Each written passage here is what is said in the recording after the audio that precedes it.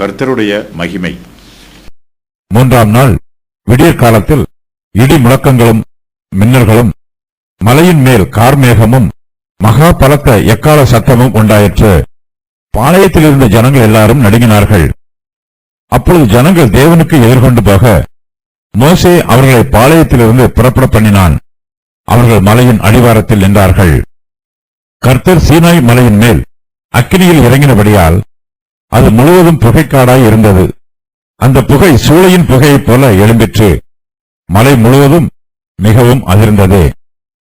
எக்கால சத்தம் வரவர மிகவும் பலமாய் தொனித்தது. மோசே பேசினான். தேவன் அவனுக்கு வாக்கினால் மறுமொழி கொடுத்தார். கர்த்தர் சீனாய் மலையில் உள்ள கொடுமுடியில் இறங்கின போது கர்த்தர் மோசேயை மலையின் கொடுமுடியிலே வரவழைத்தார். மோசே ஏறிப்போனான். அப்பொழுது கர்த்தர் மோசேயை நோக்கி, ஜனங்கள் பார்க்கிறதற்கு எல்லையை கடந்து கர்த்தரிடத்தில் வராதபடிக்கும் அவர்களில் அநேகர் அழிந்து போகாதபடிக்கும் நீ இறங்கிப் போய் அவர்களை உறுதியாக எச்சரி. கர்த்தரின் சமூகத்தில் வருகிற ஆசாரியர்களும் கர்த்தர் தங்களுக்குள்ளே சங்காரம் பண்ணாதபடி தங்களை பரிசுத்தப்படுத்திக் கொள்ள வேண்டும் என்றார். அப்பொழுது மோசே கர்த்தரை நோக்கி, மலையைச் சுற்றிலும் எல்லை குறித்து அதை பரிசுத்தப்படுத்துங்கள் என்று தேவரீர் எங்களை உறுதியாக எச்சரித்திருக்கிறீர். ஆகையால் ஜனங்கள் சீனாய் மலையின் மேல் ஏறி வரமாட்டார்கள் என்றான். கர்த்தர் மோசேயை நோக்கி, நீ இறங்கிப்போ, பின்பு நீயும் ஆரோனும் கூடி ஏறி வாருங்கள். ஆசாரியர்களும் ஜனங்களும் கர்த்தர் தங்களுக்குள்ளே சங்காரம் பண்ணாதபடிக்கு எல்லையை கடந்து கர்த்தரிடத்தில் வராதிருக்க கடவர்கள் என்றார். அப்படியே மோசே இறங்கி ஜனங்களிடத்தில் போய் அதை அவர்களுக்கு சொன்னான். இஸ்ரவேல் புத்திரர் எல்லோரும் பயபக்தியோடு எதிர்பார்த்த அந்த பரிசுத்த நாளை காணும் சிலாக்கியம் அவர்களுக்கு கிடைக்கிறது. அவர்கள் கர்த்தருடைய பிரசங்க செய்தியை கேட்க வேண்டும் என்று பரிசுத்தத்தோடும் ஆயத்தத்தோடும் காத்திருக்கிறார்கள். கர்த்தர் சீனாய் வனாந்திரத்திலே கூடியிருக்கிற இஸ்ரவேல் சபையாருக்கு மத்தியிலே பிரசங்கம் பண்ணுகிறார். இதுபோன்ற பிரசங்க செய்தியை அவர்கள் இதுவரையிலும் கேட்டதே இல்லை. கர்த்தர் தாமே இஸ்ரவேல் புத்திரருக்கு தம்முடைய வார்த்தைகளை பிரசங்கம் பண்ணுகிறார். கர்த்தர் சீனாய் மலையில் உள்ள கொடுமுடியில் இறங்கி வருகிறார். அவர் சீனாய் மலையின் மேல் அக்கினியில் இறங்குகிறார். கர்த்தருடைய மகிமையை விளக்குவதற்கு ஷேக்கைனா என்னும் எபிரேய வார்த்தை பயன்படுத்தப்பட்டிருக்கிறது.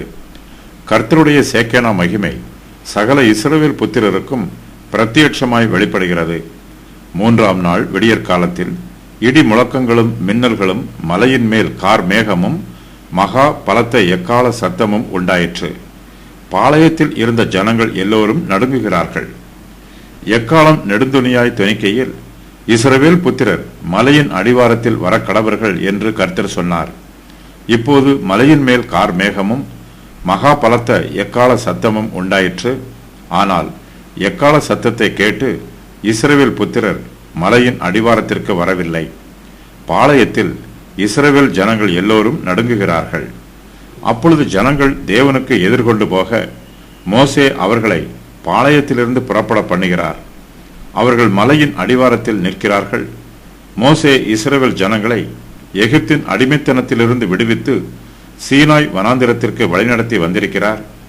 இப்போது அவர் இஸ்ரவேல் புத்திரரை கர்த்தருடைய கட்டளைகளை கேட்பதற்காக சீனாய் மலையின் அடிவாரத்திற்கு அழைத்து வருகிறார். மலையின் அடிவாரம் வரைக்கும் அவர்கள் வருகிறார்கள். இதற்கு மேல் அவர்கள் மலையில் ஏறக்கூடாது. இஸ்ரவேல் புத்திரர் பாளையத்திற்கு புறம்பே மலையின் அடிவாரத்தில் நிற்கிறார்கள். பரிசுத்த வேதாகமத்தில் பாளையத்திற்கு புறம்பே நடைபெற்ற ஒரு சில காரியங்களை பற்றி சொல்லப்பட்டிருக்கிறது. அதன் விவரம் வருமாறு: தேவன் இஸ்ரவேலரை சந்தித்த இடம், முதலாவது ஆசரிப்பு கூடாரம். மோசே சீனாய் வனாந்திரத்தில் உண்டு பண்ணியது அல்ல, எல்லா பலிகளும் ஆராதனைகளும், பலிகளை செலுத்துதல், குஷ்ட ரோகிகள், மரண தண்டனை நிறைவேற்றுதல், சுத்திகரித்தல், கிறிஸ்து தம்மைத்தாமே பலியாக செலுத்தியது. இஸ்ரவேல் புத்திரர் சீனாய் மலையின் அடிவாரத்தில் நிற்கிறார்கள். அவர்கள் கர்த்தரை நின்று கொண்டு ஆராதிக்கிறார்கள். ஜனங்கள் கர்த்தரை நின்று கொண்டு ஆராதித்த ஒரு சில சம்பவங்கள் பரிசுத்த வேதாகமத்தில் சொல்லப்பட்டிருக்கிறது. அதன் விவரம் வருமாறு: தேவனுடைய சமூகத்தில் ஆபிரகாம், சீனாயில் தேவனுடைய பிரசன்னத்தில் இஸ்ரவேலர்கள், சீனாய் மலையில் தேவனுடைய பிரசன்னத்தில் மோசே, சீனாயில் தேவனுடைய பிரசன்னத்தில் இஸ்ரவேலர்கள், எஸ்ராவிற்கு முன்பாக இஸ்ரவேலர்கள், கிறிஸ்துவிற்கு முன்பாக திரளான ஜனங்கள். வாசிப்பதற்கு கிறிஸ்து எழுந்து நின்றார். சமமான பூமியில் திரளான ஜனங்கள். இயேசு கிறிஸ்துவுக்கு முன்பாக பாவியான ஸ்திரீ, பரிசேயரும் ஆயக்காரரும். பரலோகத்தில் தேவனுடைய பிரசன்னத்திற்கு முன்பாக ரட்சிக்கப்பட்டவர்கள். தேவனுடைய பிரசன்னத்தில் தூதர்கள். பரலோகத்தில் உள்ள பலிபீடத்தில் தூதர்கள். பரலோகத்தில் 1,44,000 பேர். இஸ்ரவேலர் திரளான எண்ணிக்கையில் சீனாய் மலையின் அடிவாரத்திற்கு புறப்பட்டு வருகிறார்கள். அவர்கள் பலத்த சேனையைப் போல திரளாய் இருக்கிறார்கள். மோசே அவர்களுக்கு சேனையின் அதிபதியைப் போல இருக்கிறார். இஸ்ரவேல் சபையார் கர்த்தரை ஆராதிப்பதற்காக மலை அடிவாரத்தில் கூடி வந்திருக்கிறார்கள். மோசே இஸ்ரவேல் சபையாருக்கு தலைவராய் இருக்கிறார். கர்த்தர் சகல ஜனங்களுக்கும் பிரத்யட்சமாக சீனாய் மலையின் மேல் இறங்குகிறார். அது விடியற்காலை வேளையாய் இருக்கிறது. அப்பொழுது இடி முழக்கங்களும் மின்னல்களும் மகா பலத்த எக்கால சத்தமும் உண்டாயிற்று.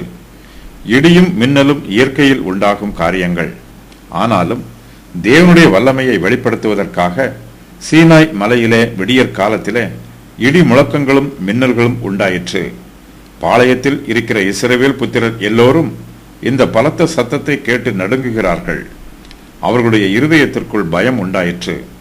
சீனாய் மலையிலே இடி முழக்கங்களும் மின்னல்களும் உண்டான போது மலையின் மேல் கார் மேகமும் மகா பலத்த எக்கால சத்தமும் உண்டாயிற்று. எக்கால சத்தம் வர வர மிகவும் பலமாய் தொனிக்கிறது. மோசே கர்த்தருடைய ஊழியக்காரராக இஸ்ரவேல் புத்திரருக்கு முன்பாக நிற்கிறார். அவர் கர்த்தருக்கும் இஸ்ரவேல் ஜனத்தாருக்கும் நடுவே மத்தியஸ்தராக ஊழியம் செய்கிறார். அப்பொழுது மோசே பேசுகிறார். கர்த்தர் மோசேக்கு தம்முடைய வாக்கினால் மறுமொழி கொடுக்கிறார். கர்த்தர் சீனாய் மலையின் மேல் அக்கினியில் இறங்குகிறார். ஆகையால் அது முழுவதும் புகைக்காடாய் இருக்கிறது. எக்கால சத்தம் வரவர மிகவும் பலமாய் தொனிக்கிறது. தேவனோ அல்லது தேவதூதரோ எக்காலத்தை பலமாய் தொனிக்கச் செய்கிறார்கள். தேவன் மோசேயோடு தம்முடைய வாக்கினால் அவர் கேட்கும் பிரகாரமாக பேசுகிறார். இடி முழக்கங்களின் சத்தத்தையும் மகா பலத்த எக்கால சத்தத்தையும் கேட்டு இஸ்ரவேல் புத்திரர் எல்லோரும் நடுங்கும் போது மோசேயும் அவர்களோடு கூட நடுங்குகிறார். மின்னல்களும் மலையின் மேல் கார் மேகமும் உண்டானதை பார்த்து மோசேயும் பயப்படுகிறார். கர்த்தர் மோசேயின் நடுக்கத்தையும் பயத்தையும் அவரை விட்டு நீக்குகிறார். கர்த்தர் அவருக்கு விசேஷித்த கிருபைகளை வெளிப்படுத்துகிறார். கர்த்தர் சீனாய் மலையில் உள்ள கொடுமுடியில் இறங்குகிறார். அப்போது கர்த்தர் மோசேயை மலையின் கொடுமுடியிலே வரவழைக்கிறார். மோசே சீனாய் மலையில் உள்ள கொடுமுடிக்கு ஏறி போகிறார். கர்த்தரே மோசேயை தம்மிடத்தில் வரவழைக்கிறார். அவர் மோசேயின் விசுவாசத்தையும் தைரியத்தையும் சோதித்து பார்ப்பதற்காக மோசேயை தம்மிடத்தில் வரவழைக்கிறார். கர்த்தர் சீனாய் மலையில் உள்ள கொடுமுடியில் இறங்குகிறார்.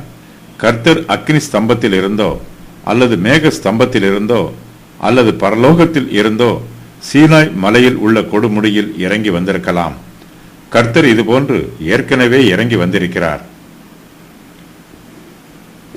இஸ்ரவேல் ஜனங்கள் எல்லோரும் சீனாய் மலையின் அடிவாரத்தில் நிற்கிறார்கள். அவர்கள் மலையின் அடிவாரத்தை தொடக்கூடாது. மோசே அந்த மலையை சுற்றிலும் ஒரு எல்லையை குறித்திருக்கிறார். அவர்கள் அந்த எல்லையை தாண்டி சீனாய் மலையின் மேல் ஏறக்கூடாது. இது இஸ்ரவேல் புத்திரருக்கு கர்த்தர் கொடுத்திருக்கிற உறுதியான கட்டளை. இதை ஒருவரும் மீறக்கூடாது. இஸ்ரவேல் புத்திரருடைய கைகள் சீனாய் மலையை தொட்டால் அவர்கள் சாக வேண்டும். கர்த்தர் ஏற்கனவே சொன்ன எச்சரிப்பின் வார்த்தைகளை இங்கு மறுபடியுமாய் சொல்லுகிறார். கர்த்தர் மோசேயை நோக்கி, ஜனங்கள் பார்க்கிறதற்கு எல்லையை கடந்து கர்த்தரிடத்தில் வராதபடிக்கும் அவர்களில் அநேகர் அழிந்து போகாதபடிக்கும் நீ இறங்கி போய் அவர்களை உறுதியாக எச்சரி. கர்த்தரின் சமூகத்தில் வருகிற ஆசாரியர்களும் கர்த்தர் தங்களுக்குள்ளே சங்காரம் பண்ணாதபடி தங்களை பரிசுத்தப்படுத்திக் கொள்ள வேண்டும் என்று சொல்லுகிறார். மோசே கர்த்தருடைய சமூகத்திலே இஸ்ரவேல் புத்திரருக்கு மத்தியஸ்தராக இருந்து அவர்களுக்காக பரிந்து பேசுகிறார். சீனாய் மலையை தொடுகிறவன் எவனும் நிச்சயமாகவே கொல்லப்படுவான் என்பதை இஸ்ரவேல் புத்திரர் எல்லோரும் அறிந்து வைத்திருக்கிறார்கள். இஸ்ரவேல் புத்திரர் மலையின் மேல் உண்டான கார்மேகத்தை பார்ப்பதற்கு அந்த மலையின் அடிவாரத்தில் குறிக்கப்பட்டிருக்கிற எல்லையை தாண்டி கர்த்தரிடத்தில் வரக்கூடாது. கர்த்தர் இதை மோசேயிடம் மறுபடியுமாக எச்சரித்து சொல்லுகிறார்.